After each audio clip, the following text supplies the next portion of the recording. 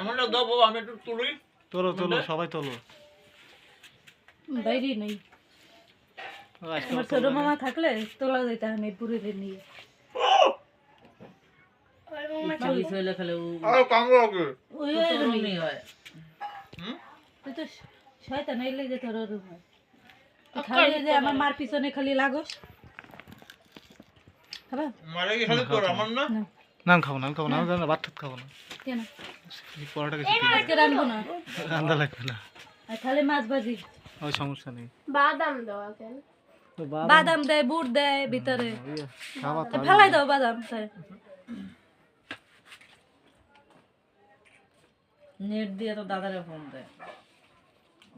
আছে তাছাড়া না। বাবা বাবু সত্যি কাল উজ্জ্বল না।